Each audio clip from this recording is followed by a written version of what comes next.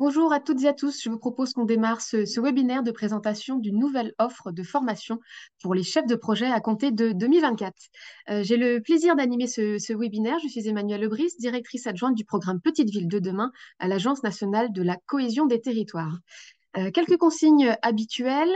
Nous sommes ensemble pour 1 heure et demie et nous vous proposons donc une présentation à deux voix avec le CNFPT, qui est notre partenaire du jour. Euh, nous vous invitons à vous poser vos questions dans l'onglet questions-réponses que vous trouverez en bas au milieu de votre écran. Et si jamais vous avez des difficultés techniques, le chat est là pour vous manifester.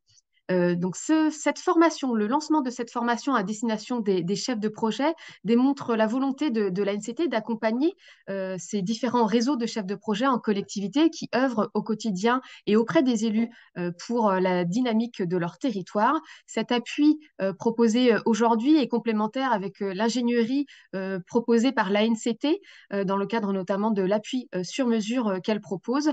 Tout cela est donc complémentaire et l'objectif étant pour l'ANCT d'accompagner et d'outiller les différents territoires. Le poste de chef de projet, comme vous le savez, quel que soit le programme qu'il sert, Petite Ville de demain, Action Cœur de Ville ou autre, est un maillon essentiel et un artisan du déploiement et de la mise en œuvre des projets en lien étroit avec les élus, comme je le disais. Donc, à travers les différents déploiements, le déploiement de ces différents programmes, l'ANCT a pu généraliser et consolider ces nouveaux métiers qui apparaissent depuis quelques années dans les territoires, qui est celui du poste de chef de projet, qui répond à un vrai besoin des collectivités en apportant expertise, vision, perception, mais aussi méthodologie et outillage. Concernant le programme Petite Ville de demain, c'est plus de 900 postes sur plus de 1600 communes bénéficiaires du programme et qui entrent aujourd'hui en phase opérationnelle du programme Petite Ville de demain, après la phase de signature de la convention cadre qui pose sur papier stratégie, périmètre d'action et plan d'action opérationnelle. C'est notamment dans ce cadre du passage à la phase opérationnelle que vous, mesdames et messieurs les élus et les chefs de projet, que vous êtes amenés à travailler sur des nouvelles missions ou des missions complémentaires et qui interviennent dans votre champ d'action. C'est aussi pour ça que cette formation vous est proposée aujourd'hui et nous attarderons. Cette formation vous donnera notamment les clés en matière d'animation des différentes parties prenantes de tout l'écosystème dans lequel vous progressez au quotidien. Ça vous donnera également des clés pour accompagner au mieux vos élus dans la conduite de projet, mais aussi vous personnellement pouvoir appréhender la gestion de votre temps et des priorités. Voilà, je ne vais pas faire beaucoup plus long. Je vais proposer à Madame Marquette, directrice de l'INSET de Dunkerque, d'également s'adresser à vous. Madame Marquette, je vous laisse le mot de cette introduction. Merci beaucoup. Merci à la NCT pour le partenariat dans lequel nous travaillons. Peut-être un mot pour vous expliquer qui nous sommes au CNFPT, puisque certains d'entre vous travaillent en préfecture ou voilà, n'ont pas encore eu l'occasion de travailler avec nous. Nous sommes l'organisme de formation de tous les agents de publics territoriaux, que vous soyez titulaire ou contractuel. Si vous travaillez pour une collectivité territoriale, vous pouvez vous inscrire à nos formations. Si vous ne travaillez pas en collectivité territoriale, vous pouvez aussi vous inscrire d'ailleurs à nos formations. Simplement, vous serez un petit peu moins prioritaire et vous devrez payer. Alors que pour les agents territoriaux, qu'ils soient titulaires ou contractuels, c'est tout à fait gratuit. Donc, c'est important que vous reteniez que le CNFPT, si vous travaillez en collectivité, est votre interlocuteur pour vos formations, que ce soit pour celle-ci, dont j'espère qu'on pourra vous montrer tout l'intérêt, mais aussi pour tous vos autres besoins de formation, puisque on sait que en tant que chef de projet politique de Petite Ville de demain, pardon, vous avez besoin de formation autour des marchés publics, autour de l'urbanisme, autour des finances publiques. Il y a beaucoup de domaines qui vous intéressent, les politiques culturelles, beaucoup de choses dans lesquelles vous avez besoin de monter en compétences. N'hésitez surtout pas à venir chercher ces formations au CNFPT. Nous avons un catalogue vraiment très riche et un tiré à part, vraiment un zoom spécifique sur tout ce qui peut répondre à vos besoins en tant que chef de projet Petite Ville de demain a été réalisé par Laurence Decroc, ma collègue, qui pourra répondre à vos questions plus précises. Et donc, vraiment, n'hésitez surtout pas à aller récupérer cette brochure qui va être bientôt remise à jour et plus largement à rechercher tous vos autres besoins de formation qui ne seraient pas couverts par celle-ci qu'on va vous présenter aujourd'hui, à venir vous renseigner auprès de nous. l'essentiel de ce que je voulais vous dire. Au CNFPT, donc vous avez devant vous un des instituts, puisque nous sommes organisés avec 5 instituts qui conçoivent l'offre de formation nationale, mais sachez que vos interlocuteurs locaux, ce seront les délégations régionales. Vous avez dans chacun de vos départements une antenne du CNFPT et dans chaque région une délégation régionale du CNFPT. C'est vraiment eux qu'il ne faut pas hésiter à contacter pour tous vos besoins de formation. C'est parfait. Merci beaucoup, Madame la directrice. Je ne vais peut-être pas insister suffisamment sur le partenariat qui lie la NCT et le CFPT, mais on est ravis de cette collaboration qui se poursuit. Vous l'évoquiez tout d'abord dans le cadre d'un catalogue qui a permis, notamment au chef de projet Petite Ville de demain, Action Cœur de Ville et Territoire d'industrie, d'avoir voilà, une sorte de tri des formations qui nous semblaient le plus opportunes à suivre dans le cadre des missions que chacun peut occuper. Je vous propose de passer sur le slide suivant pour vous montrer un peu comment va se dérouler cette heure et demie. Vous aurez tout d'abord la présentation de la méthode de co-construction qui a été mise en place dans le cadre de la création de ce parcours spécifique. Vous sera ensuite présenté les résultats du questionnaire qui a été adressé à l'été auprès des chefs de projet Petite Ville de demain.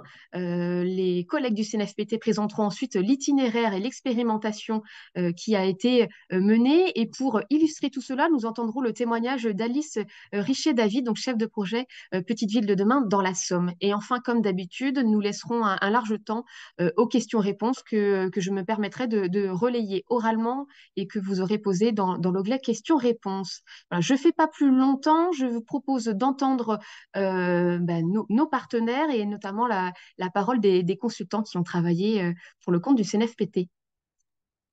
Bonjour à toutes et à tous, merci pour cette introduction. Je suis Damien Anthony et donc qui a eu le plaisir avec Tiffaine Dejonge et Antoine Carton qui prendront également le micro tout à l'heure, eh bien, de participer à cette aventure donc pour co-construire un parcours de formation sur mesure.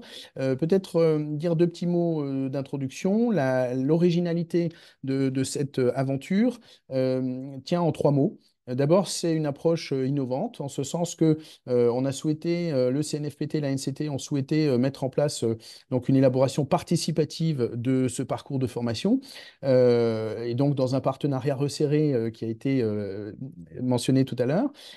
Deuxième élément, c'est la logique de complémentarité, c'est-à-dire que l'offre existante pour vous, chef de projet, est effectivement déjà importante, et il s'agissait de voir en quoi une offre complémentaire était envisageable pour répondre au plus proche des besoins qui sont les vôtres. Et ça, c'est le troisième aspect, c'est une formation résolument utile, qui est construite sur mesure au regard des besoins qui ont été identifiés.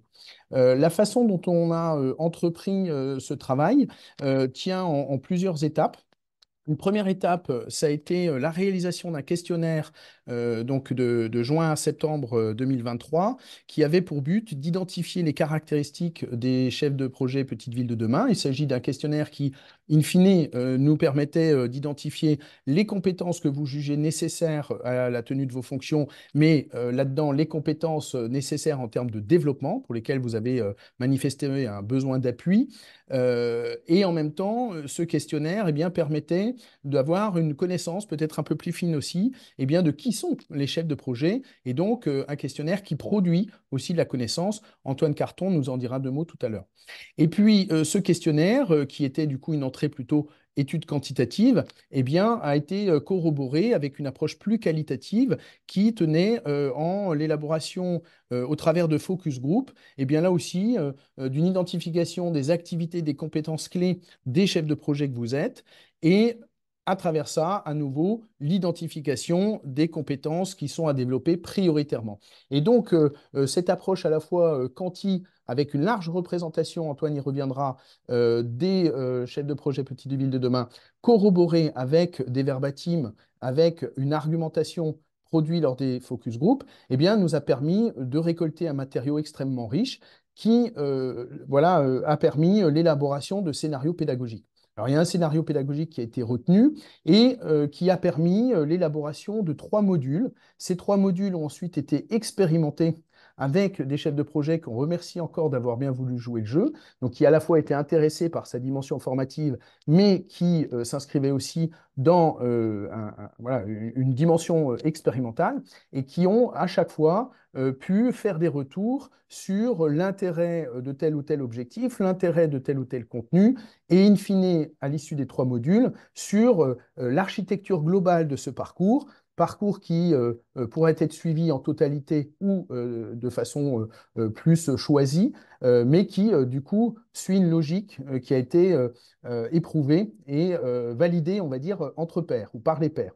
Donc, pour rentrer plus nettement maintenant sur ces éléments, je vais céder la parole à Antoine Carton pour le résultat du questionnaire, et donc avec cette double entrée, à la fois connaissances produites au travers du questionnaire sur les profils de chefs de projet, et puis ensuite connaissances construites sur les compétences utiles à la tenue du poste et les compétences que vous jugiez nécessaires à développer. Antoine, si tu le veux bien, Oui, je te cède la parole. merci Damien. Merci, bonjour à toutes, bonjour à tous. Ben voilà, l'introduction, la présentation est déjà bien menée. Si tu peux passer, merci. Du coup, de fait, pour illustrer un petit peu cette histoire, ben, comme Damien l'a dit, on a souhaité non pas partir en demandant à l'ensemble des chefs de projet la formation dont ils avaient besoin, puisqu'on a estimé qu'il y avait un travail d'ingénierie pédagogique, si on voulait essayer de penser autrement, d'adapter au mieux, mais surtout d'interroger les compétences nécessaires pour être un chef de projet au travers de la réalité de chacun, et surtout le besoin en compétences, le besoin de renforcement ou d'acquisition de compétences. Alors, sur le questionnaire envoyé à l'été dernier, on a 390 répondants, c'est-à-dire 43% à peu près de la population des chefs de projet théoriques sur les 900 théoriques, hein, parce que parfois il y a des postes vacants ou autres. Sur une répartition relativement bonne sur le territoire, ça c'est un premier enseignement, c'est que c'est un sujet qui a suscité des réponses. Et on le voit aujourd'hui aussi compte tenu de la présence des uns et des autres. On voit que ça répond à une préoccupation forte et d'ailleurs les questionnaires étaient remplis du début à la fin et avec une véritable implication. Alors, ça nous a permis de dresser un premier portrait finalement des profils des chefs de projet. Alors, avec quelques chiffres, hein, évidemment, je ne pourrais pas épuiser tous les résultats du questionnaire pour être suffisamment concis aujourd'hui, mais sur l'ancienneté sur le poste, on a à peu près une bonne moitié des chefs de projet qui sont arrivés depuis 2021, 29% en 2022. Donc, vous voyez un peu sur les proportions, ce qui veut dire que les problématiques rencontrées quand on arrive à son poste ou quand on a un peu d'ancienneté ne sont pas forcément les mêmes, ce qui montre déjà un premier point d'hétérogénéité. Pareil, de la même manière, sur l'ancienneté, 44% des chefs de projet viennent d'une autre collectivité. Pour 10% d'entre eux, c'est leur premier poste. 28% d'entre eux viennent du privé. Et pour les autres, qui correspondent à 18%, ont été recrutés au sein de la même collectivité. Donc encore une deuxième source d'hétérogénéité. Sur les proportions, on est quand même sur des équilibres à peu près répartis. En revanche, sur les niveaux de diplôme, on est essentiellement sur des diplômes de Bac+5. On va passer à la slide suivante. Donc, quand on regarde un petit peu mieux ces éléments-là et quand on les regarde de manière dynamique, on voit une évolution des profils dans leur physionomie de recrutement. Une tendance, je dirais, à la hausse sur les recrutements de chefs de projet venant du secteur privé, étant recrutés. Donc, ils étaient 25% en 2021, aujourd'hui 33% sur la cohorte 2022-2023. Donc, on voit cette tendance qui s'accentue. Et également des niveaux d'études ou sur plus récemment, là, les chefs de projet recrutés plus récemment sont plutôt au niveau Bac+2, +3 par rapport à la forte propension de Bac+5 qu'on pouvait avoir avant. Quand on observe finalement la nature des employeurs, bon, elle se répartit essentiellement. 60% des chefs de projet Petites Villes de demain sont recrutés en EPCI. et 40% sont recrutés dans les communes, et sur des statuts, 53% sur statut contractuel, 30% agents contractuels de projet. Alors, quand on passe sur l'expérience, le travail en mode projet, donc c'est du déclaratif, mais 65% des chefs de projet disent avoir déjà souvent travaillé en mode projet avant ce poste. Donc, on est ici sur souvent, 27% disent oui parfois. D'accord. La formation depuis l'installation au poste de chef de projet, on a 53% des répondants qui ont déjà eu une formation depuis leur prise de poste, une ou plusieurs formations. Et finalement, on voit assez peu de différence selon la nature de l'employeur. En revanche, ce que l'on remarque, c'est que les personnes qui ont plus tendance à se former sont les personnes qui proviennent du privé. Donc 58% qui sont originaires du secteur privé. Et ce que l'on remarque aussi, c'est que les personnes recrutées au sein même de la collectivité ont beaucoup moins tendance que les autres à se former compte tenu du métier. Ce qui peut avoir plusieurs interprétations possibles, hein. Une interprétation, c'est que lorsque l'on arrive dans un nouveau secteur ou dans un nouveau lieu, on a dans la prise de poste, ça appartient de se saisir du contexte des éléments que de participer à une formation. Et quand on est de la collectivité, on a déjà un certain nombre d'éléments contextuels qu'on a suffisamment appropriés. Donc voilà un peu pour les profils. Je vais passer maintenant sur les compétences clés des chefs de projet, une petite ville de demain. Alors quand je dis les compétences, c'est celles que vous nous avez rapportées. Premier élément, une évaluation globale. Avez-vous le sentiment de maîtrise des compétences nécessaires pour être chef de projet, donc de toutes les compétences? On a une moyenne de 6,9 sur 10, qui est une moyenne qui est ce qu'on va appeler plutôt nuancée. Habituellement, sur ce genre de notes, on est plutôt aux alentours de 7,5. Et ce qui démontre finalement que, et on le verra après, c'est la nature plurielle des compétences à maîtriser et que, en fonction des situations, on en maîtrise une partie, mais pas toutes, et que ce sentiment de maîtrise, le contraire étant un manque de maîtrise pour pouvoir mener totalement à bien les choses. On peut voir d'ailleurs que 30% des chefs de projet ont attribué une note inférieure à 6 sur ce point. Alors, quand on demande très spontanément, mais de quelles compétences avez-vous besoin, ou enfin, de quelles compétences, pardon, pas avez-vous besoin, mais de quelles sont les compétences qui sont nécessaires de maîtriser, c'est essentiellement des compétences techniques qui ressortent, et notamment urbanisme et marché public, sur cette dimension spontanée. Mais ces compétences qui peuvent être couvertes d'ailleurs par d'autres formations qui existent déjà d'un point de vue technique. Puis ensuite viennent des compétences autour du montage de dossiers, gestion de projet, et enfin des dimensions plus relationnelles, relations aux élus et animation et communication. Donc on retrouve finalement des compétences de nature technique, de nature de gestion de projet, de nature managériale. On retrouve voilà, ce bouquet de dimensions.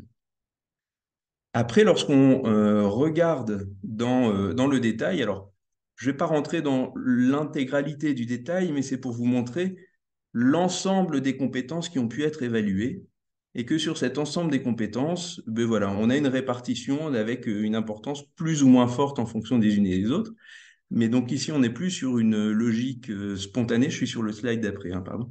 On n'est plus sur une logique spontanée, on est sur une logique assistée, où on a présenté un certain nombre de compétences. Et là, ce qui ressort vraiment fortement, c'est l'importance de la relation aux élus, l'importance de la relation au DGS et aux techniciens, la gestion de projet, l'aide à la prise de décision. Donc, on sent qu'ici, on est sur des compétences transversales de gestion de projet qui sont assez fortes.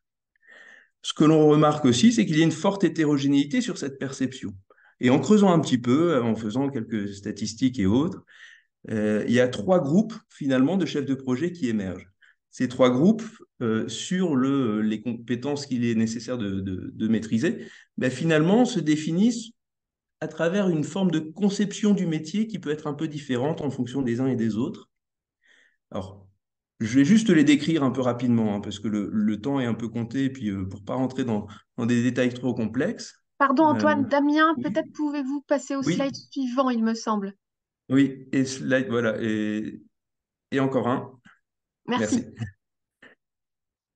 Donc, tout d'abord, ben, un premier groupe, je vais l'appeler groupe A. Vraiment, c'est une nécessité d'une maîtrise globale de toutes les compétences. Donc, vous avez peut-être vu très furtivement la liste des compétences qui ont été mesurées là juste avant. Eh Antoine, bien, Est-ce que oui. je suis sur la bonne slide? Tu parles pour que tout Alors, le monde... est-ce que tu peux juste Oui, revenir, pas très longtemps, mais pour montrer la somme de toutes les compétences du slide oui, juste avant? Voilà, voilà, merci. Et merci. donc, c'est de ces compétences où vous voyez qu'on a des cigarettes, hein, qui sont du vert au rouge. Plus c'est vert, plus ce sont des compétences qu'il est nécessaire de maîtriser. Et plus on part vers le rouge, et moins elles le sont. Donc, on ne va pas rentrer dans le détail de toutes ces compétences, mais c'est de ces compétences que l'on a pu faire émerger trois groupes de perceptions différentes. Et donc là, on peut passer à celui d'après, merci, de slide. Donc, le premier, donc, qui est le groupe A, qui représente à peu près 37% des répondants. Et finalement, ben, ce groupe qui a pas qui se caractérise par le fait qu'il n'a pas une très très grande expérience de la collectivité territoriale, et ils se sont plus formés que les autres.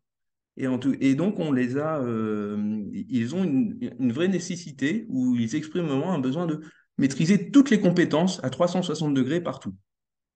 Un deuxième groupe qui, eux, font une colonne vertébrale vraiment du métier autour des compétences diagnostiques stratégiques à la décision et au pilotage. Ils représentent aussi à peu près un tiers, où globalement, c'est l'étude diagnostique des besoins, la gestion budgétaire, les subventions, la relation des DGS techniciens et la relation aux élus et aide à la décision.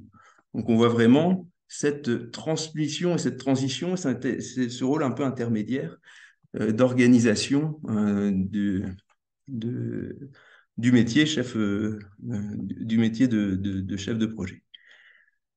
Et je dirais, il y a un troisième groupe, donc sur le slide d'après, qui lui donne une moindre importance que les autres à l'ensemble des compétences. Alors, il y a quelques nuances, hein. Les compétences sur la fédération des acteurs pardon, les compétences sur la gestion de projet, la relation aux élus est un peu plus importante quand même quand il les distingue un petit peu plus, mais de manière générale, moins que tous les autres. Il accorde moins d'importance. Et là où ils accordent particulièrement moins, c'est la fédération des acteurs, qui va porter sur les participations citoyennes, l'animation réseau, les outils et les méthodes de co-construction. Donc on les retrouve un peu plus en EPCI et un peu plus depuis 2022. Voilà, ça c'est quelques-unes de leurs caractéristiques qui ressortent. Bon.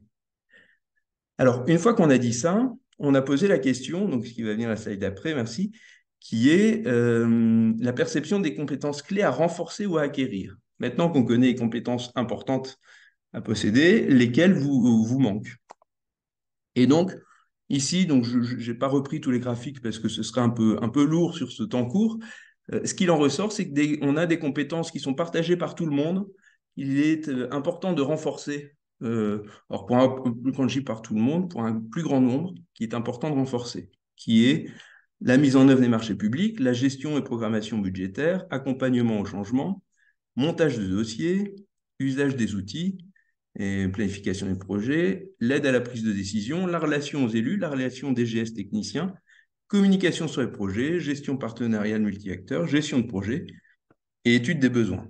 Donc ça, c'est vraiment comme un socle commun et qui constitue un besoin pour les uns et les autres par rapport à ces compétences qui leur sont importantes.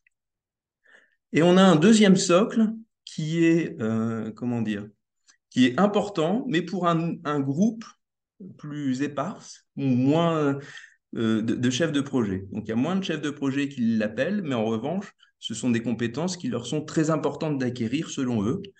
Et donc ici, c'est la participation citoyenne, les méthodes liées à la co-construction, évaluation des projets et mesures d'impact, adaptabilité, agilité au sein des projets, capacité à rendre compte, sens du travail pluridisciplinaire et identification des parties prenantes. Pardon.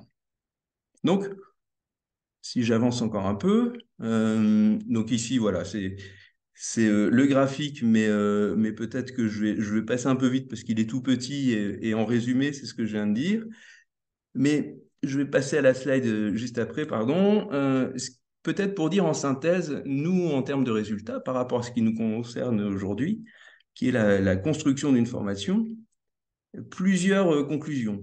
Ben, la première, c'est que on ne peut pas parler de chef de projet au singulier. On l'a vu, que ce soit sur les profils, que ce soit sur la dynamique d'évolution de carrière aux sciences sociologiques, hein, d'évolution d'inscription dans le poste. Eh bien, tout le monde n'est pas arrivé en même temps et pas dans le même contexte. Que ce soit sur le bagage de départ, que ce soit sur l'appréhension même du poste et que ce soit sur les besoins, on a de l'hétérogénéité et à peu près à tous les étages. Du coup, ça force à réfléchir à plusieurs scénarios. Donc, au stade où on en était du questionnaire, hein, qui a été un des points de départ, ben on est arrivé en se disant, il faudrait une formation globale, mais ça va se heurter à l'importance de l'offre de formation initiale et continue existante. On ne peut pas tout prendre et tout faire, il y a une offre existante, on ne va pas y arriver. Sinon, ça peut être un tronc commun et des éléments modulables, mais on va se heurter ici ben, à la composition des groupes et les éléments modulables. Il faut des tailles critiques quand même de personnes autour de la table pour fonctionner.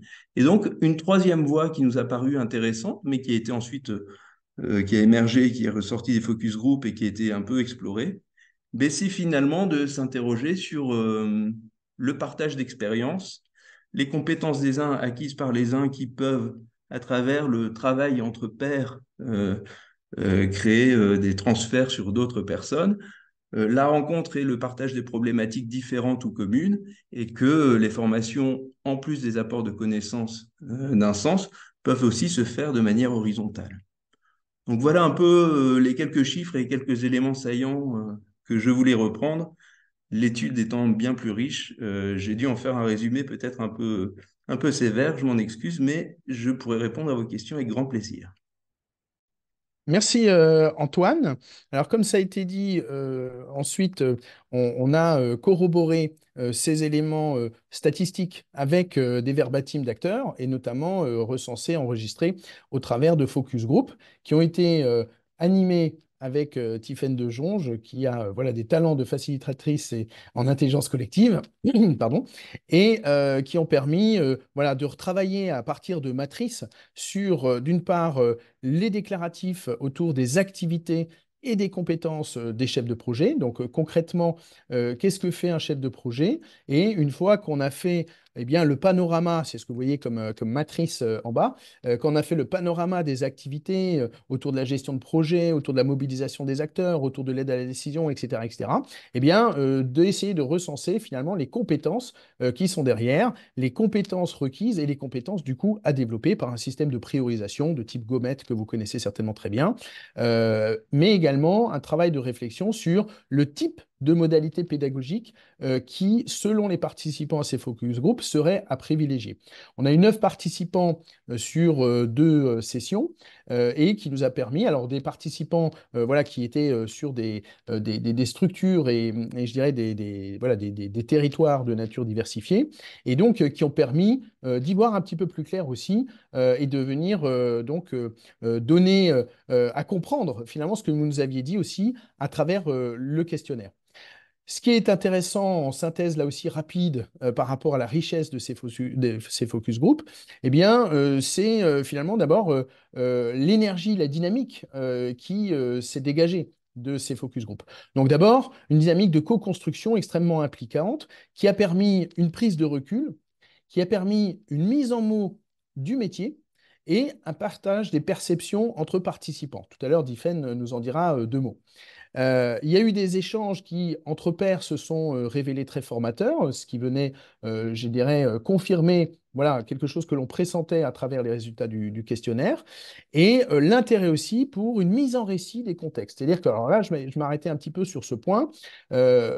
Finalement, voilà, on avait jusque-là un peu l'approche sommative des compétences, avec voilà, le sentiment que bah, on ne peut pas forcément maîtriser toutes les compétences, ou même quand on a un bon bagage, bah, en fonction du contexte, on se sent plus à l'aise sur certains blocs de compétences et peut-être moins sur d'autres. Mais finalement, on pressentait aussi que ce qui peut être en jeu, c'est une fois qu'on a développé des connaissances, qu'on a fait des formations, ben, se pose toute la question de la transposition à son contexte, hein. C'est-à-dire que quand on part en formation, ben, c'est très bien, on a pas mal d'outils, mais quand on revient, ben, finalement, il nous appartient de façon un peu individuelle, voire un peu solitaire, eh bien, de tenter la transposition. Et que là, il y avait peut-être des besoins spécifiques d'éclairage, non pas tant sur de l'acquisition de connaissances, non pas tant sur l'acquisition de savoir, mais sur la capacité à les organiser et les mailler au regard d'une expérience à chaque fois singulière. Donc ça, c'est un premier sujet. Et ça vient corroborer aussi quelque chose que l'on connaît bien aussi dans l'approche par les compétences, c'est que finalement, être compétent, c'est pas seulement avoir une somme de compétences acquises, c'est être capable, alors là je cite Guy Le Boterf, hein, c'est être capable finalement de les mettre en œuvre en situation. C'est-à-dire finalement, l'homme ou la femme compétente, c'est l'homme ou la femme de la situation, c'est-à-dire qui est capable eh bien, de combiner finalement des champs de savoir, savoir-être, savoir-faire, savoir, etc., euh, au regard d'un contexte spécifique. Et c'est là-dessus que finalement la mise en mots, la prise de recul, l'échange entre pairs semblait tout à fait pertinent pour favoriser finalement ces éléments de transposition et une manière d'y voir aussi un peu plus clair sur ce qu'on sait faire mais qu'on n'avait pas réussi à transposer, ce qui reste vraiment à acquérir et notamment les jeux ensuite de partage de trucs, astuces, d'expériences et autres au plaisir à partager. Donc, ce qu'il en est dégagé, c'est notamment l'intérêt pour des approches participatives de co-conception, c'est-à-dire qu'au-delà même des contenus explorés, ce qui a été vraiment ressorti par les participants à ces focus group, eh bien, c'est les focus group eux-mêmes. C'est-à-dire l'occasion de se retrouver autour d'une table, d'échanger, de partager, de mettre au travail finalement ces perceptions et ces compétences. Et puis l'autre voilà, dynamique de partage qui répondait aux besoins d'échange, voire de prévention d'un certain sentiment de solitude, en fonction bien sûr là aussi des contextes et des postes de chacun. Et puis, encore une fois, des modalités qui avaient été utilisées et qui favorisent la constitution de liens entre pairs, à la fois sur un temps formel, eh bien, les ateliers en tant que tels, et les temps informels, puisque pour le coup, les personnes avaient fait l'effort de venir jusqu'à l'INSET de Dunkerque et ont pu du coup s'y retrouver tant pour les midis, voire, ça on y reparlera pour les modules de formation, également en soirée. Et que finalement, là aussi, ce qui ressortait, c'est ben, tout ce facteur humain, en plus finalement des éléments formels que l'on pouvait proposer par ailleurs. Tiffaine, est-ce que tu souhaites dire deux mots sur cette expérience Focus Group? Alors, je vais profiter parce qu'il y a eu une petite anecdote pendant ces deux focus group qui était assez intéressante et révélatrice de ce que tu viens de dire. En fait, tout en introduction du premier focus group, on a fait un exercice de débat mouvant. C'est un exercice où on pose des affirmations clivantes et les participants se positionnent s'ils sont pour ou contre. Et dans ces affirmations, il y avait une affirmation sur est-ce que les chefs de projet ont un socle de compétences commun. Et à ma grande surprise, tout le monde s'est mis contre cette affirmation, avec un argumentaire assez justifié. Et puis au bout des deux journées de focus group, on est revenu sur cette affirmation parce qu'en fait, on s'est rendu compte que tout le monde en fait était pour finir d'accord sur le fait qu'il y avait un vrai socle de compétences commun. En fait, ce qui est ressorti, c'est une vraie prise de conscience que les contextes sont très très différents entre les chefs de projet, hein, leur profil, leur parcours, mais aussi si ça, ils sont inscrits au niveau, ils sont portés par l'interco, par une commune, s'ils accompagnent une ou plusieurs communes. Voilà, et puis la richesse des projets qu'ils accompagnent, donc des contextes très très différents, mais au final des problématiques qui sont les mêmes et qui sont assez centrales.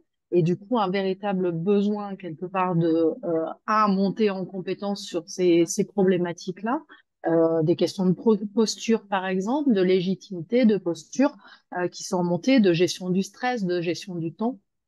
Donc ces points-là ont été identifiés, mais aussi un énorme besoin de partager ce que tu disais, hein, de partager des expériences, des outils, toi dans telle situation, comment tu as fait, et donc de la recherche d'inspiration qui t'est ressortie aussi de ces échanges-là. Donc voilà la petite illustration vécue par les participants sur ces dimensions-là. Merci Damien. Merci Tiffaine. Alors, suite à ces éléments préalables, eh bien, il a fallu effectivement travailler à la construction d'un parcours de formation en vue ensuite de l'expérimenter. Alors, sur les éléments qui ressortent, on a eu voilà, des questionnements, on va les passer rapidement, mais qui nous ont amené à des partis pris. Alors, partis pris qui ont été évidemment proposés au CNFPT et à la NCT, et sur lesquels on a eu les jeux de navette d'usage pour pouvoir y arrêter. Mais ces partis pris, ça a été de dire que finalement, la formation, elle devait non pas s'adresser à un groupe, le groupe A, B ou C, qui vous a été présenté tout à l'heure, ou le groupe des chefs de projet et pas les suivants, mais qu'au contraire, il s'agissait de proposer un parcours s'adressant à tous les chefs de projet, et notamment pour favoriser les partages d'expériences et ces échanges entre pairs. Deuxième élément, c'est peut-être de proposer non pas un programme, j'ai envie de dire, d'acquisition de connaissances et de savoir, mais prendre un peu un contre-pied, et vous connaissez très bien les approches top-down, bottom-up, mais de faire le pari justement d'être dans une approche bottom-up, c'est-à-dire permettre aux intéressés de construire les repères et apprentissages dont ils expriment le besoin, que ce soit des éléments généraux, ça a été présenté tout à l'heure par Antoine, ou plus spécifiques, notamment pour une catégorie d'acteurs qui sont plus minoritaires dans l'expression de certains besoins, mais ces besoins-là, pour eux, sont importants et donc on ne peut pas passer à côté. Autre parti pris, ça a été dit en préambule, proposer un parcours de formation qui se différencie, ou en tout cas tente de se différencier, des autres formations existantes et proposées aux chefs de projet. Donc nous, on a fait un recensement national avec l'appui notamment de l'ANCT. On a fait un recensement national et on a vu qu'on avait une offre pléthorique, que ce soit dans le privé, dans le public, payante, non payante, etc. Et bien sûr, le CNFPT, au regard de l'ensemble de son catalogue, qui n'est pas spécifique aux chefs de projet, mais qui, par exemple, sur la gestion de projet, sur des marchés publics ou autre chose, propose évidemment toute une panoplie de possibles. Et l'idée, c'est de se dire, la démarcation, elle tient dans la capacité du dispositif à proposer de passer d'un développement de compétences individuelles, je vais en formation pour moi, je reviens avec quelque chose et je le mets à quelque chose d'une approche beaucoup plus collective, au regard finalement d'une communauté de destin qui est celle des chefs de projet. C'est passer d'une logique de programme descendant à une approche ascendante dont je viens de parler. C'est favoriser la transposition des thèmes à l'exercice spécifique de la fonction de chef de projet dans chacun des contextes qui sont les vôtres, uniques. Et c'est finalement aussi reprendre des éléments de savoir, des éléments d'expérience acquis et les mettre au regard de la complexité des terrains qui sont les vôtres. Et puis, c'est partager les expériences, partager les bonnes pratiques, puisque voilà, il y a plein de choses que vous avez issues de l'expérience, que vous connaissez, que vous avez développées et qui sont issues de l'expérience, et que tout formateur qui se respecte ne pourra pas immédiatement comme ça pouvoir disposer, mais parce que c'est le fruit aussi de l'expérience spécifique qui est la vôtre. Et pour le coup, on est, j'ai envie de dire, sur une génération de chefs de projet particulière, ça a été précisé en amont. C'est prendre de la hauteur et maintenir un regard critique sur l'action. C'est-à-dire que l'enjeu, encore une fois, c'est savoir-faire, mais c'est savoir-faire avec sens, avec réflexion. Et ça, c'est fortement ressorti, notamment dans les focus group. Des éléments plus individuels, ce qui ressortait aussi fortement, c'est que certes, il y a toutes les activités que l'on fait, et puis il y a aussi notre capacité à faire, au-delà du fait d'être compétent, de savoir le faire, hein, mais c'est la capacité à faire au sens là de l'organisation, le rapport à la charge de travail, le rapport aux sollicitations, la question de la posture et de comment je compose finalement avec ces éléments. Donc là, évidemment, on pourrait renvoyer purement et simplement à de la gestion du temps ou que sais-je, mais de façon finalement assez spécifique, là encore, par rapport aux fonctions qui sont les vôtres. Autre élément, donc du coup, s'organiser pour tenir son poste de façon pérenne. Et in fine, c'est aussi maintenir la motivation, la mobilisation des chefs de projet sur ce type de poste qui peuvent être aussi assez exposants et fatigants. Et puis, il y a découvrir des outils et leviers nouveaux pour mobiliser les acteurs, et notamment au regard des expériences issues de l'intelligence collective, notamment pour ceux qui avaient fait le focus group. Enfin, mettre en récit le projet de façon positive et saisir les opportunités qui se présentent. C'est-à-dire qu'on a bien senti aussi que ce qui peut faire défaut parfois, eh bien, c'est-à-dire qu'on peut savoir mobiliser les acteurs à un instant T. Comment on maintient la mobilisation dans le temps? Ben, c'est encore un autre défi. Et finalement, dans les aléas, face aux enjeux de la vie d'un projet, eh bien, il va falloir apprendre à composer, etc. Et donc, même si on sait bien faire un diagnostic, une déclinaison stratégique, opérationnelle, etc., au réel, on a une confrontation à la réalité de l'exercice qui est un petit peu particulière et qui demande, voilà, des petits temps de pause, de réflexion, de regard critique. Et donc, le parti pris, in fine, c'est un parcours de formation fondé sur une implication forte des participants, mais du coup aussi, eh bien, ça met au défi les deux institutions qui sont avec nous aujourd'hui, eh bien, de trouver la manière de le proposer, et notamment avec des formateurs qui soient rompus à des méthodes, des techniques issues de l'andragogie. Alors, pour dire très rapidement les choses, l'andragogie, c'est quoi? Eh ben, c'est la pédagogie adaptée à l'adulte. C'est-à-dire que ce n'est pas la classe, hein, mais c'est composé avec des adultes qui ont des bagages en termes d'expérience, de savoir. On a parlé de bac plus 5 et plus, on a parlé de bac plus 2 et 3, etc., qui ont des bagages, qui ont un certain rapport au monde, une certaine explication de la vie, qui ont déjà des personnalités affirmées. Et donc, c'est comment on fait avec ça. Donc, on n'est pas sur de la formation initiale, on est bien avec de la formation entre adultes, entre pairs. Et donc, c'est cette dimension-là. Et bien sûr, autre parti pris, c'est assurer une économie générale du dispositif, puisqu'il va être appelé à se décliner en région, dans une plus grande proximité.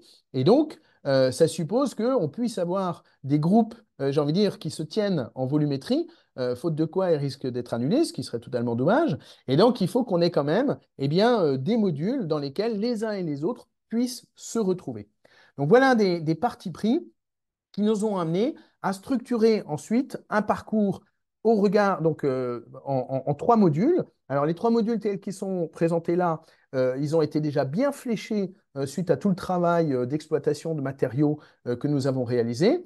Et puis, ils ont été enrichis des éléments de l'expérimentation. Et donc là, leur intitulé, j'ai envie de dire, on est un peu sur la reconstruction historique, c'est-à-dire que les intitulés sont tels que aujourd'hui établis après expérimentation, hein. Et donc, on a finalement des éléments. Alors, vous voyez que ce qui est commun à ces 3 modules, c'est finalement ce qui est marqué à la fin, c'est-à-dire tout au long du projet, hein. C'est-à-dire que les éléments communs, c'est comment je tiens ma fonction tout au long de la vie du projet, avec des enjeux qui sont plus spécifiques au chef de projet.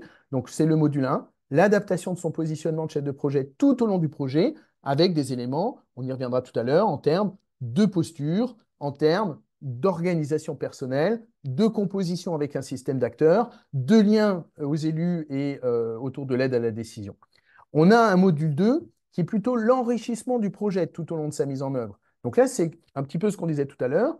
Le projet, il vit sa vie, il y a des aléas, il y a des menaces, il y a des risques, il y a des éléments de faisabilité, il y a des éléments contraignants, contingents, et du coup, eh ben, c'est comment je compose avec tout ça, et je saisis aussi les opportunités qui peuvent se présenter, que ce soit sur des recherches de financement, mais bien d'autres éléments aussi, on y reviendra. Et puis enfin, c'est le module 3 sur l'animation et la vue du système d'acteurs tout au long du projet. Donc on n'est pas uniquement sur je prends ma fonction, on est en séquence d'installation et de démarrage du projet, comment je cartographie et comment je mobilise, c'est bien sur la durée que les choses se font. Ces modules ont été expérimentés et ajustés, et on a eu chaque fois entre 12 à 15 participants par module. Alors, je vais peut-être les présenter et Tiffaine, tu reprendras la main tout à l'heure pour peut-être pouvoir reboucler sur les éléments de cette expérimentation. Oui? Oui, c'est bon, très bien. Voilà, alors des éléments clés, donc je mets les méthodes pédagogiques en premier, puisque vous l'aurez compris, ce qui vient en premier, c'est les méthodes et pas les contenus.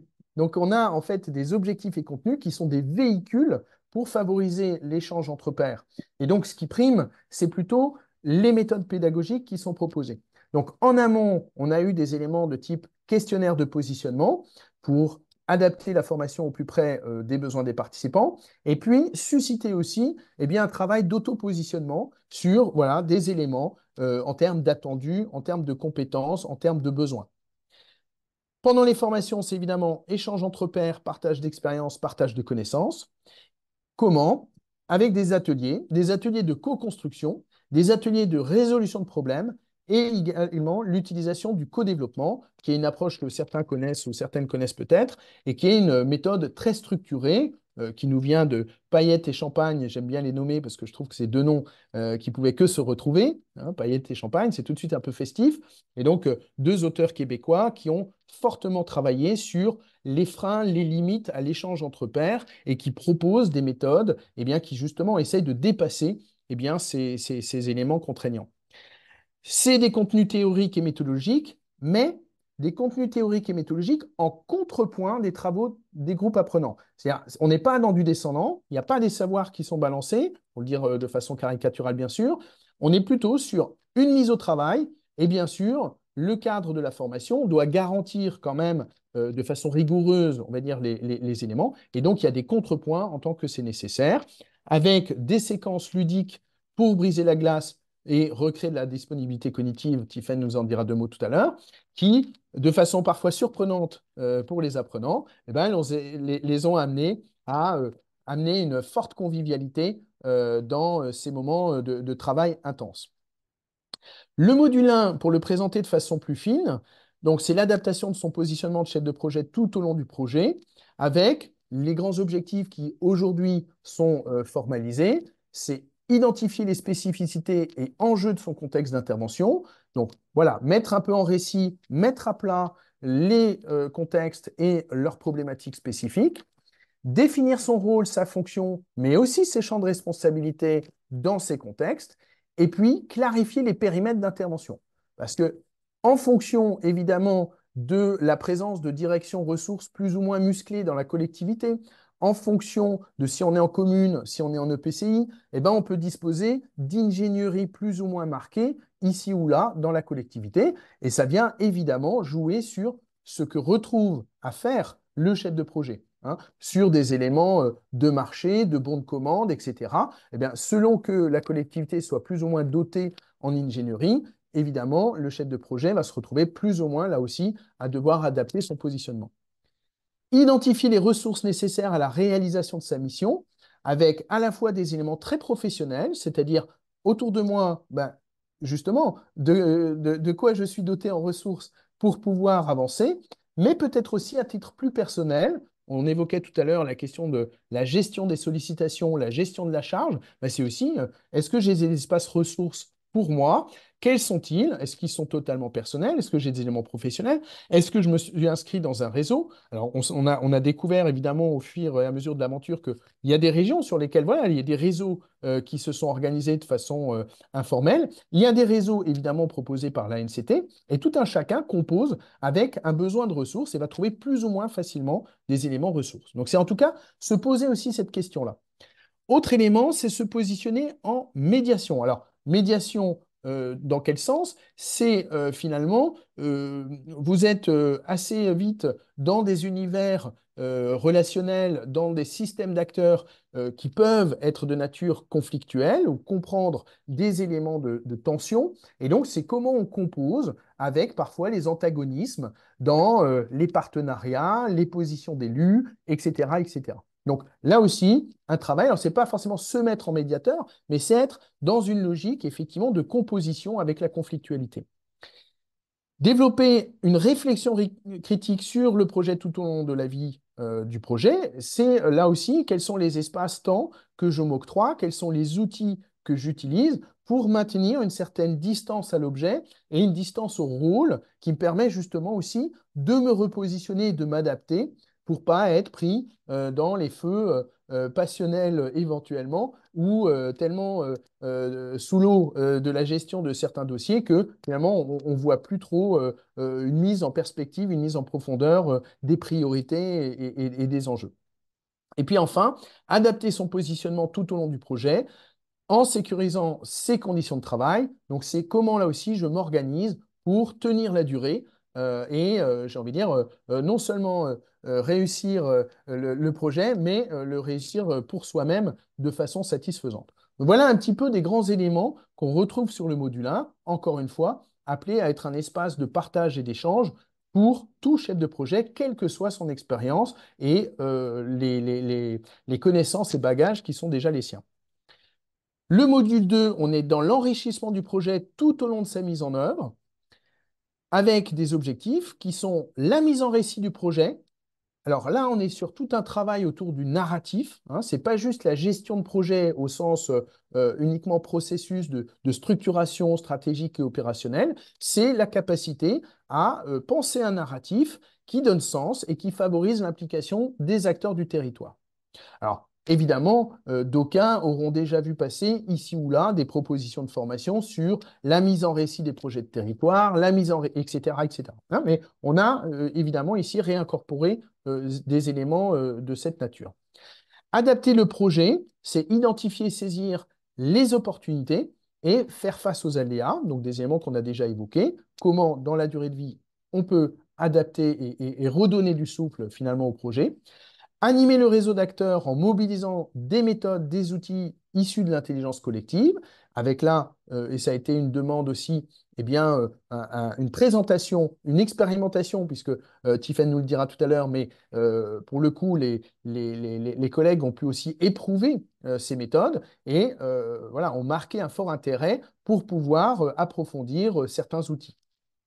Et enfin, mettre en œuvre des méthodes et des pratiques d'innovation sociale, c'est-à-dire comment la gestion d'un projet petite ville de demain, eh bien, peut participer à un processus d'innovation sociale. Donc là aussi, derrière, bah, c'est quoi des éléments de méthode, c'est quoi des éléments de capitalisation possible, voire comment on pourrait essaimer des éléments en termes d'innovation conduite pour les territoires.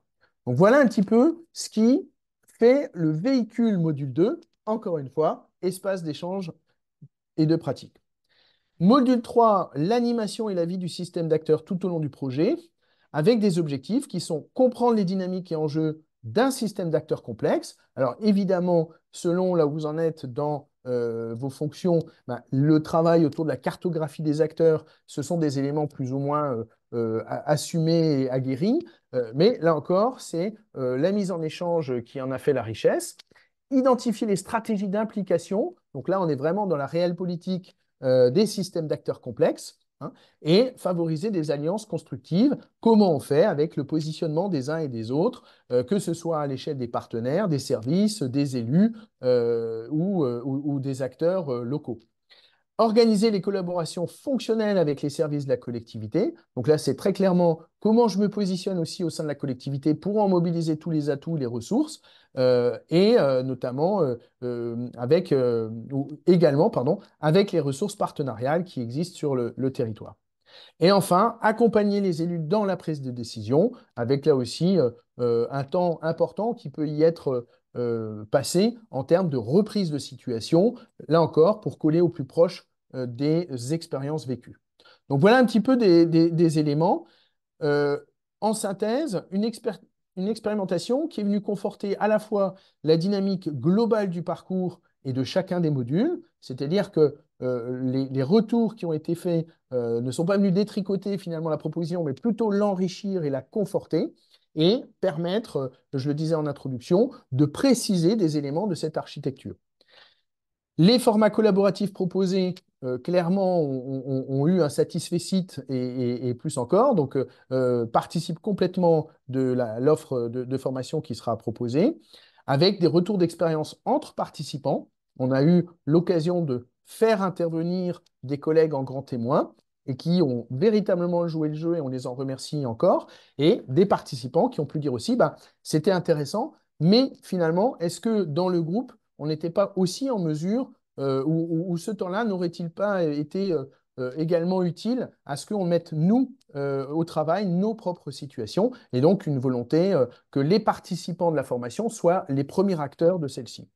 Et enfin, une validation des rythmes et de la durée. Quand bien même au départ, on avait des fortes interrogations, on a eu quelques petits sujets de discussion avec le CNFPT et la NCT sur est-ce que 3 jours, on va réussir à savoir mobiliser du monde, parce que évidemment, vos agendas sont chargés et se libérer 3 jours, c'est un vrai investissement pour vous, pour la collectivité et bien sûr pour les partenaires qui vous accueillent. Donc voilà, c'est un petit peu ces éléments-là. Donc, une expérimentation qui a plutôt précisé l'agencement des modules et validé le parcours d'ensemble. Tiffen, est-ce que tu veux bien nous en dire un peu plus sur le vécu de cette expérimentation? Oui, complètement. Alors, j'ai eu le plaisir quelque part d'animer ces trois modules, ces 9 jours d'expérimentation.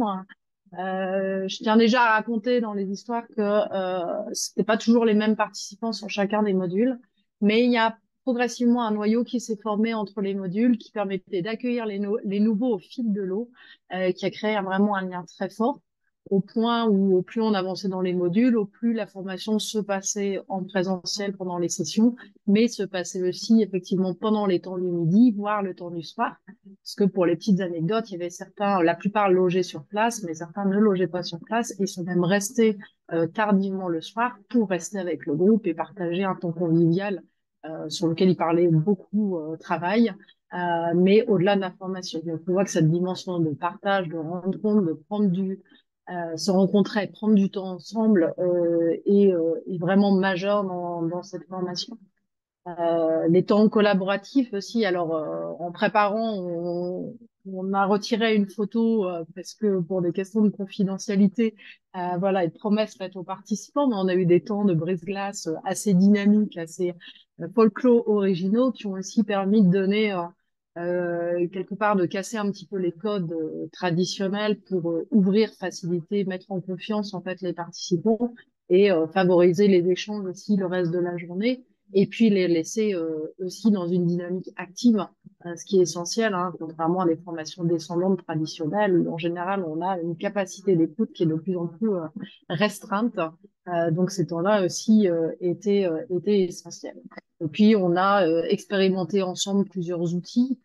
Vous avez vu quelques captures dedans, donc des outils qui étaient visuels, des outils qui étaient plus physiques dans les différents formats d'échange qui ont permis aussi de questionner la place de l'écoute, comment on s'écoute entre nous, comment on se comprend, voilà, c'est toute cette dimension de la communication qui est plus dans des questions de posture et de savoir-faire et qui sont aussi des compétences apportées implicitement dans la formation. Je voulais revenir sur le premier point en fait dans les objectifs de la formation, la question de est-ce que c'est une formation pour tous?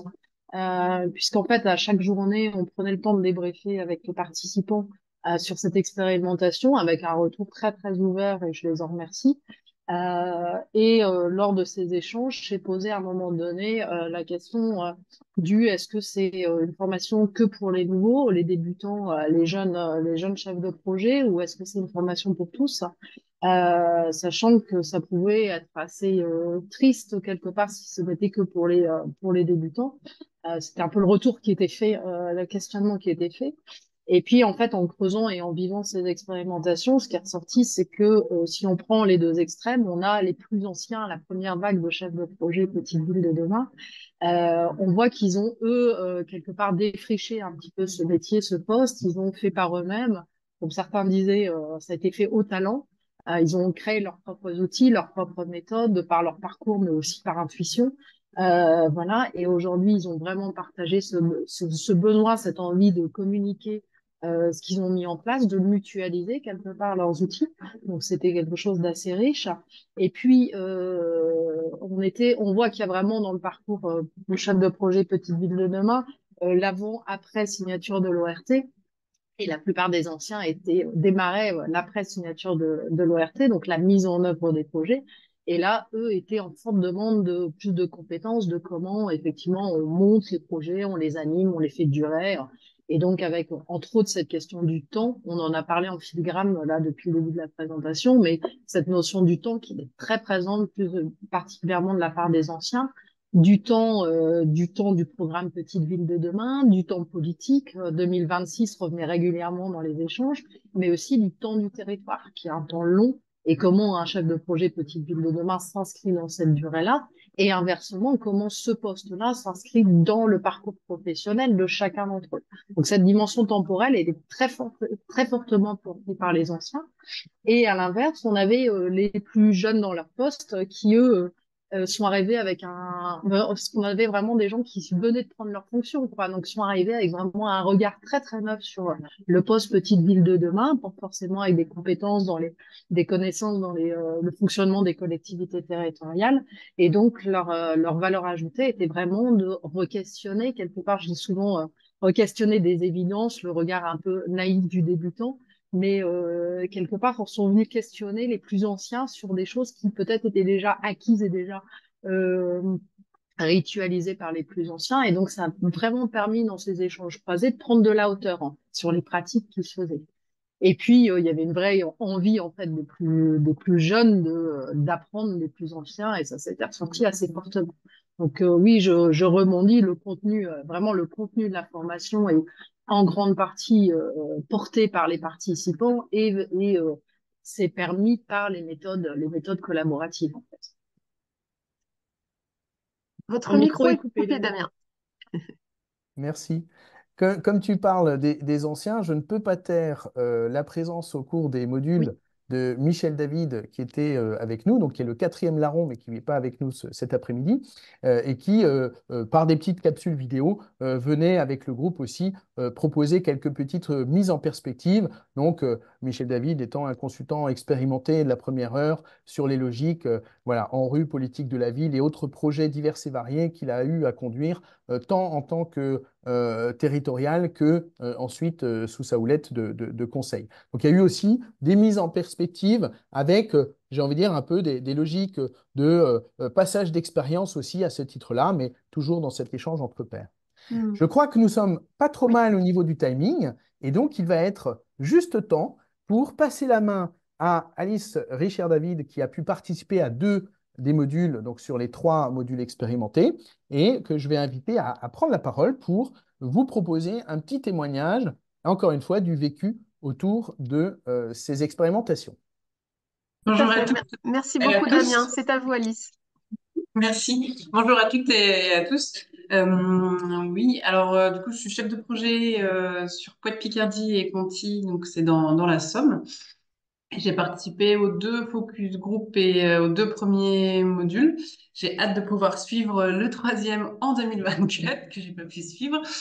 Euh, donc je venais du secteur privé, ça va faire plus d'1 an là que je suis sur la fonction. Et donc j'essaye de faire un maximum de formation pour mieux appréhender la mission, le poste. Donc il y a pas mal de webinaires déjà avec la NCT, avec les différentes thématiques, le logement, la nature, la participation citoyenne, tout ce qui est revitalisation commerciale. Il y a même aussi des formations avec le CEREMA sur tout ce qui est résilience territoriale, etc. Les formations école des territoires. Et là, on m'a proposé, avec plusieurs chefs de projet de la Somme, la préfecture nous a demandé de venir co-construire une formation à Dunkerque, une de plus. Donc voilà, on y allait pour vraiment aider à la co-construction. Et enfin, moi j'ai vraiment apprécié en fait le fait de co-construire une formation. Et surtout, en fait, je me suis rendu compte qu'on venait toutes et tous de territoires complètement différents, avec des projets qui semblent différents au premier abord. Euh, et aussi des profils très variés de chefs de projet, des plus anciens, de plus nouveaux. Et là, notamment grâce au débat mouvant dont tu as parlé, Tiffaine, je me suis rendu compte vraiment qu'on avait les mêmes problématiques de fond, ce qui était plutôt des complexités de travailler dans des communes de petite taille où il n'y a pas vraiment d'ingénierie, qui n'ont pas forcément l'habitude de travailler en mode projet. Des conditions de travail matérielles pas toujours optimum, des relations particulières avec les élus, un positionnement du rôle de chef de projet qui est un peu particulier et qui peut être clarifié du coup. Enfin voilà. Et donc du coup, les premiers focus group ont vraiment permis de prendre conscience du rôle de chef de projet et de voir en fait qu'on était un peu tous dans la même situation. Donc ça a fait du bien d'en parler avec des personnes qui partageaient les mêmes choses et vraiment de travailler ensemble à définir de quoi on avait réellement besoin. Donc ça a été un peu dit déjà précédemment, il y a les compétences plus hard skills avec les différentes formations qui existent, mais aussi des soft skills et voir comment on peut mieux appréhender les sujets. Donc là, les 3 modules, enfin en tout cas les 2 premiers auxquels j'ai pu assister, je trouve qu'ils répondaient vraiment, vraiment bien à la demande qu'on avait mis en mai et juin. Et donc, du coup, ce que je retiens, c'est vraiment que le 1 plus 1 égale 3, et donc travailler de plus possible avec les pairs. Vraiment un grand pouvoir de l'intelligence collective. Et c'est bien d'avoir ces temps d'échange, je pense, pas, enfin, Là, on les a eus sur Dunkerque, donc c'était peut-être parfois un peu loin et plus complexe à mettre en œuvre pour la vie familiale et répéter comme ça sur 3 fois. Mais d'avoir vraiment ce temps déconnecté des habitudes quotidiennes et de vraiment être dans un petit cocon un peu familial, parce que c'est vrai qu'on se voit plusieurs fois, et de pouvoir échanger et d'aller vraiment dans la profondeur en fait des problématiques. Euh, donc voilà, les relations, enfin l'humain reste un précieux facteur dans notre travail.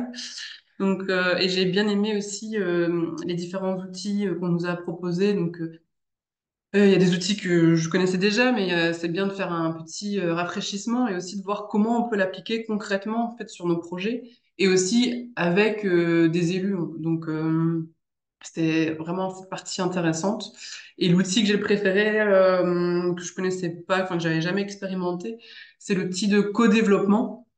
On l'a expérimenté plusieurs fois et je pense, je suis pas encore revenue vers la direction départementale des territoires et de la mer qui organise des sessions tous les 2 mois là entre chefs de projet de la Somme, mais vraiment de travailler avec cet outil pour collaborer ensemble sur une problématique que un des chefs de projet ou plusieurs chefs de projet ont. Voilà, je sens qu'on va pouvoir avancer et se sentir un peu plus en équipe sur pas mal de points. Donc voilà, sur tous ces points-là. Je ne sais pas s'il y a d'autres thématiques que vous souhaitiez avoir en retour d'expérience. Merci, c'est très riche. Peut-être que dans le cadre des questions, il y aura des éléments de la part des collègues, et auquel cas, vous n'hésiterez pas à reprendre éventuellement le micro. Ça marche. Merci beaucoup. Voilà, je crois que nous arrivons au terme de cette présentation et je vais laisser du coup le soin à Emmanuel Lebris de revoir un petit peu peut-être. Oh, pardon, on n'avait pas mis.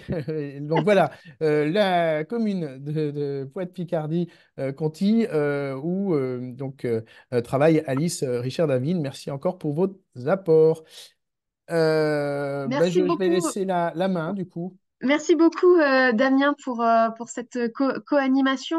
Je vous propose d'entendre Laurence de Croc du CNFPT pour notamment répondre à la question de l'accessibilité de la formation aux chefs de projet en Outre-mer et puis plus généralement sur les conditions d'accès et de prise en charge de la formation.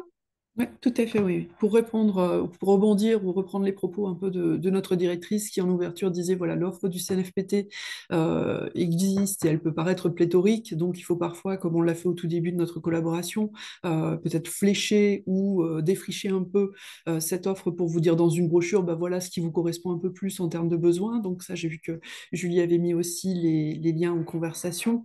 Et on s'est rendu compte, bah, un peu comme l'effet qu'ont eu Tiphaine et Alice, de se dire au départ, on fait un débat mouvant pour voir si, a priori, on a des points communs. Je pense que si on avait fait un débat mouvant pour voir dans les différentes sessions qui connaissait le CNFPT, j'aurais eu le même frisson, je pense.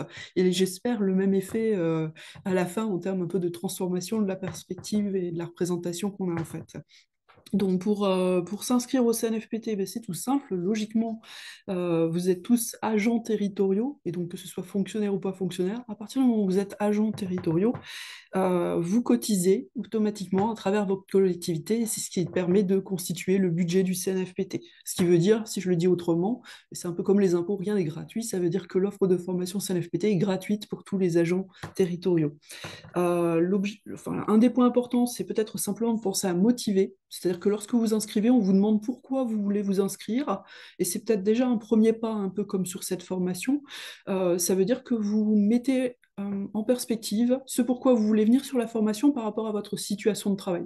C'est-à-dire, je veux participer à ce stage, pas seulement parce que c'est un titre qui me plaît bien, mais parce que ça va me servir à ça dans ma collectivité. Et là, nous, ça nous permet déjà d'orienter aussi en fait la constitution du groupe et puis la formation qu'on va mettre derrière. On l'a mis d'ailleurs dans les objectifs. Sur les objectifs, on s'est dit de mettre un questionnaire en amont des formations aussi en méthode pédagogique, parce que ça nous permettra d'être beaucoup plus vite en prise à votre réalité et de ne pas essayer de passer sur quelque chose qui peut être confortable, qui serait un apport théorique au départ. fait. Voilà. Mais c'est un peu la même chose.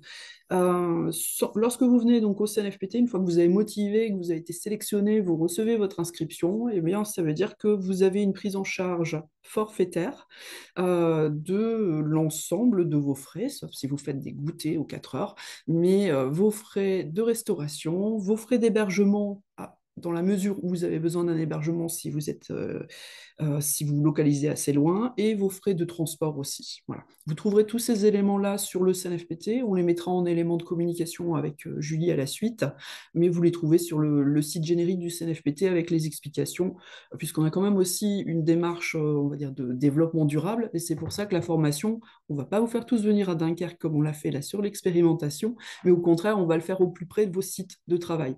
Donc on va le faire dans chacune des régions, les collègues ont choisi sur quel site ils allaient faire les formations. Et ça fera le lien avec l'outre-mer. On a un lien particulier avec les délégations d'outre-mer. On fera encore le point avec eux jusqu'au mois de février, peut-être même pour les appuyer un peu dans la mise en œuvre, en fait, pour que ce soit aussi tout à fait desservi. Mais ça, c'est une politique générale du CNFPT, mais je veux dire, moi, sur le suivi particulier de ce projet, ça nous tenait aussi à cœur côté ANCT avec Julie Rago. Donc, on va avoir un suivi particulier sur la mise en œuvre aussi sur les territoires d'outre-mer pour pouvoir regrouper un peu les chefs de projet des différents programmes pour avoir une masse suffisante pour pouvoir aussi les former. Voilà. Merci beaucoup, Laurence. Je me tourne vers Alice, notre chef de projet. Nous avons une question. Est-ce que cette formation, vous avez trouvé son caractère opérationnel et immédiat quand vous êtes revenu sur votre territoire dans vos missions? Bah, il y a deux éléments dans la formation. Il y a les éléments notamment d'outils, hein, les outils, le RACI, la gestion du temps, tous ces éléments-là. On peut rentrer et les appliquer directement en fonction des problématiques qu'on avait déjà avant de venir en formation. Donc, par exemple, réaliser le RACI, donc la répartition des responsables, qui fait quoi, etc., sur les différents projets, on peut le faire. L'avantage aussi que les modules 1, 2 et 2 et 3, il y ait un mois d'écart. Ça permet de se dire, bon, allez, avant le prochain module, je tente de l'appliquer dans ma collectivité. Et puis, si j'y arrive pas ou si j'ai des problématiques, des questions, je peux revenir questionner mes collègues chefs de projet. Et par contre, l'autre pendant, je dirais, c'était la partie prise de recul. En fait, je pense que la formation, elle a vraiment permis d'échanger énormément sur notre rôle au moment de la définition de la posture de chef de projet. Et donc, le lendemain du retour de formation, je me sentais plus à même de challenger ou de remettre en question des choses qu'on me demande de faire ou voilà, des missions pour. Enfin, le fait d'échanger les uns avec les autres, on n'est pas toute seule en fait à faire quelque chose, donc on peut se dire, bah, je suis la seule à le faire. Est-ce que c'est normal ou pas? Donc repositionner un peu certains points. Donc ça, on peut vraiment l'appliquer rapidement. Et sur la gestion du temps, il y a eu pas mal de partage d'expérience sur des méthodologies. Ça, même chose, j'en ai appliqué et j'en applique encore aujourd'hui du coup sur comment gérer mieux mon temps au quotidien. Donc ça, c'est la partie intéressante de la formation. Merci beaucoup, Alice. Alors, nous avons des questions également sur les formations concernant les outils juridiques de l'ORT. On est en lien notamment avec donc, le ministère de la Transition écologique qui porte cet outil et on devrait pouvoir aussi vous proposer des rendez-vous qui permettront aussi de rendre visible très concrètement la mise en place des différents outils juridiques que permet l'ORT. On a des questions sur la localisation de ces formations. Je ne sais plus si c'est Alice ou Laurence pardon, ou Damien qui l'évoquait. Sur la localisation des sites, est-ce que ceux-ci sont d'ores et déjà déterminés ou est-ce on saura tout ça une fois que les formations seront ouvertes tout début 2024? Qui veut répondre? Laurence, peut-être? Oui, on va attendre janvier 2024. On est passé en comité d'actualisation ce matin. On a eu le feu vert pour le déploiement. Donc les collègues qui sont en ligne, voilà, ont la primeur, mais je comptais leur envoyer les informations lundi, le temps que les informations redescendent dans le système informatique et qu'ils puissent mettre, ils ont prévu leur lieu, leur date, mais ils attendaient d'avoir la labellisation nationale pour qu'on puisse le faire. Donc c'est prévu. On déroule, on va dire, les choses à partir de fin mars pour la personne qui démarre le le plus tôt, il me semble que c'est en Bretagne, ce sera vérifié. Et puis après, sur toute l'année. Donc, j'ai demandé à ce qu'il y ait une session sur chaque région. Certaines régions ont choisi aussi de faire tourner les modules sur différentes antennes sur le territoire, puisqu'on a au moins une délégation par région, et puis après des antennes sur le territoire. Euh, voilà, donc on arrive sur une proximité. Après, on peut essayer aussi d'affiner encore en voyant là où vous avez le plus de chefs de projet pour être vraiment dans une proximité plus importante par rapport aux endroits où vous avez vraiment les postes, quoi. Voilà. Merci beaucoup, Laurence. Oui, Damien? Simplement, peut-être pour faire le lien avec une question également posée, Laurence, une personne interrogeait le déploiement, y compris outre-mer. Est-ce que, voilà, ce que vous venez d'évoquer intègre bien l'outre-mer? C'est juste. Oui, tout à fait. Avec, comme je disais tout à l'heure, avec en plus un suivi particulier. On a déjà eu des contacts avec les. Là, on est remonté d'un niveau parce qu'il y a moins de personnel dans les antennes outre-mer, enfin, ou dans les délégations d'outre-mer. Donc, on a associé directement les directrices adjointes et les directrices, elles sont plutôt directrices là-bas que directeurs, pour voir comment on allait déployer aussi en outre-mer et voir s'ils avaient un appui, enfin une nécessité d'avoir un appui de notre part ou pas. C'est les territoires pour lesquels parfois on peut être en appui. Donc, on garde ça très attentivement, on regarde très attentivement, et on sera en appui si nécessaire pour ces territoires-là. Je reviens peut-être sur une chose. Alice disait, on a eu des modules, alors vous assistiez sur l'intercession et le fait qu'on peut réfléchir entre deux, revenir au module suivant pour en reparler, etc., et avancer, et que c'est motivant. Et vous disiez, les intercessions, on avait un module chaque mois, et ça, je sais que c'était un peu difficile sur l'expérimentation, parce que ça demandait beaucoup d'absence, du coup, assez resserré. Et ce timing-là sera bien sûr avec un peu plus d'espace entre chaque module lorsqu'on est dans le déploiement, on va dire, classique maintenant en région. On peut redonner un peu de l'espace. On va dire que l'expérimentation, à un moment, s'était engagée avec la NCT à expérimenter, et là, on peut se dire qu'on est très satisfait, et à avoir tous les livrables quasiment pour le mois de décembre, pour pouvoir déployer en 2024. Ouais. Merci Laurence. Je crois que beaucoup sont intéressés et très preneurs dès qu'ils seront connus des dates et des lieux. Nous avons des questions aussi sur dans quelle mesure des chefs de projet expérimentés ou pourraient éventuellement se qualifier pour animer les modules de formation. Laurence, peut-être. Oui. Ben dans ce cas-là, simplement, soit ils repassent par Julie, s'ils ont l'habitude de vous écrire peut-être, et comme on l'a fait auparavant, parce qu'on avait laissé ça quand on a fait le questionnaire en ligne avec Antoine, il y avait une petite phrase qui disait, si d'ailleurs vous vous sentez, pressentez comme intervenant, on appelle ça des intervenants chez nous, dans ce cas-là, contactez-nous. Et je dirais de la même manière, là c'est peut-être plus simple que ce soit Julie qui fasse un peu boîte aux lettres, et puis vous nous retransmettez les informations après. Donc, vous contactez Julie et puis elle nous met en contact. On a prévu de faire une visio un peu comme celle-ci, mais beaucoup plus détaillée sur les contenus, les scénarios pédagogiques, comment animer les séquences, etc. On a prévu de faire ça avec Damien en janvier. Et je sais que j'ai quelques contacts demain que je dois reprendre avec certaines personnes pour les inviter sur cette visio. Voilà. Donc, comme intervenant, ça veut dire que vous avez bien compris le positionnement, et on insistera encore plus sur la visio de janvier. Le positionnement n'est pas un positionnement classique, descendant, théorique, etc. Donc, ça demande des compétences particulières, mais là-dessus, on est aussi en accompagnement, et on a aussi des collègues parmi les conseillers formation qui vont mettre en œuvre, qui ont aussi un pool d'intervenants. Mais on a cette entrée qui nous permet d'étoffer un peu, si besoin, le vivier d'intervenants. Voilà. Et n'hésitez pas pour compléter aussi à vous faire connaître auprès des référents Petites Villes de demain en préfecture ou en direction départementale des territoires. Il y a eu une réaction sur la complémentarité ou l'articulation avec l'animation locale. Évidemment, cette formation et ses apports en compétences ont vocation, voilà, à compléter ou à s'articuler avec l'animation qui est offerte aux chefs de projet à l'échelle départementale, régionale ou même nationale et proposée par l'ANCT. Damien, vous vouliez intervenir? Oui, la visio destinée aux intervenants ou potentiels, ce sera le 15 janvier de 10h30 à midi.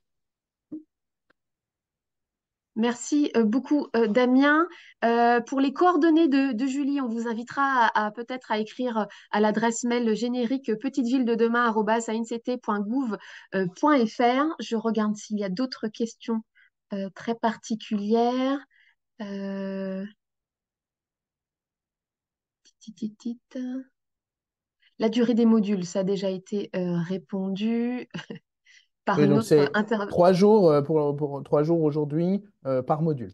C'est ça. Merci à Morgane Marceau qui a très bien suivi le webinaire. Je vous propose de prendre les dernières minutes pour faire un certain nombre de remerciements pour le succès de cette réalisation collective, à la fois commencer par les 26 chefs de projet qui ont pu participer au groupe de co-construction et aux différents temps d'expérimentation et en particulier du coup à Alice qui est là avec nous aujourd'hui. On peut aussi remercier les 300 répondants au questionnaire qui ont permis aussi voilà, de compléter et d'enrichir ce regard. Et puis, évidemment, remercier Laurence de Croc et Julie Rago, qui est dans l'équipe, qui a aussi été à plusieurs reprises remerciée. Cette collaboration a donné quelque chose de très qualitatif et je crois qu'on est tous ravis que ça puisse être ouvert aux chefs de projet Petite Ville de demain, mais aussi aux chefs de projet soutenus dans les cadres des différents programmes de l'ANCT. Sauf si vous voulez encore apporter quelques éléments complémentaires, je vous propose qu'on en reste là. Je vous invite vraiment du coup à rester attentif à la communication du CNFPT et de l'ANCT sur l'ouverture de ces sessions de formation et j'espère qu'on vous y trouvera très nombreux. En tout cas, merci une dernière fois à nos intervenants du jour et j'espère vous dire à très bientôt. Merci à tous.